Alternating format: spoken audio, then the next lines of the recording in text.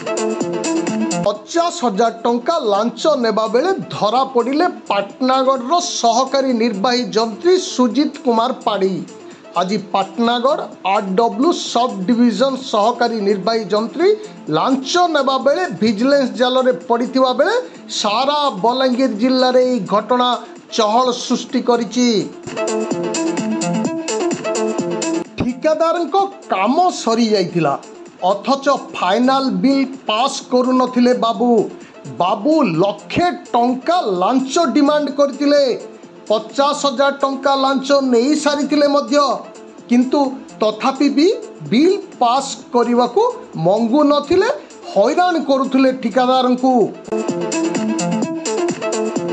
शेष रे विजिलेंस रो आश्रय नैथिले ठिकादार एवं आज बाकी 50,000 टंका लांच देबा बेलू माड़ी बसी विजिलेंस विभाग एवं गिरफ करिछि लांचखोर पाटनागढ़ आरडब्ल्यू सब डिविजन रो सहकारी निर्वाही जंत्री सुजीत कुमार पाढ़ी को।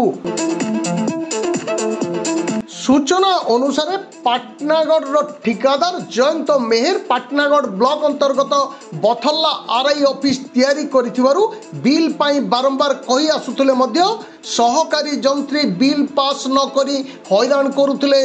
श्री पाढ़ी संपृक्त ठिकादार को 1 लाख टंका लांच मागिथिले। ठिकादार जनक 50,000 टंका प्रथम किस्ती रे तांकु देइथिबा बेले द्वितीय किस्ती पाई बारंबार ठिकादार को ऊपर चाप पकाउथिले सहकारी निर्वाही जंत्री सुजीत कुमार पाढ़ी। लांच लोभरे ठिकादार बिल मध्य पकाई रखिथिले सहकारी जंत्री श्री पाढ़ी।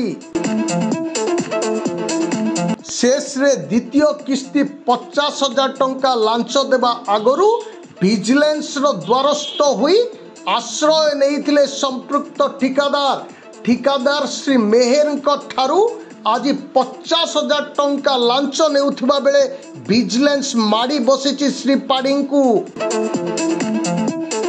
श्री पाढ़ी ठारू लांच टंका 50,000 जबत करिबा सह तांको कार्यालय रो बहु गुरुत्वपूर्ण कागज पत्र तदंत पाई विजिलेंस विभाग नहीं जाइथिबा जणा पड़िछि।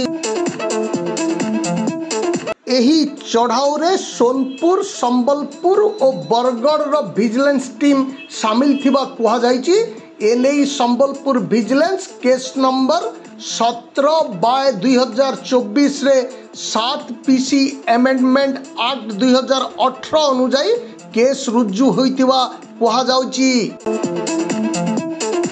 पाटनागढ़ रु अशोक कुमार बाग, कोशल प्रवाह।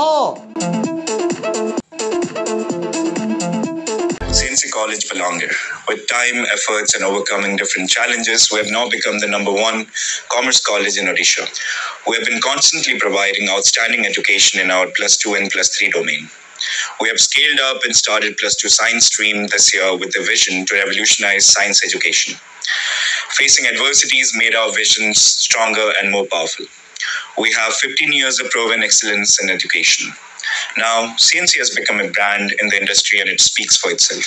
Come join CNC and change the world.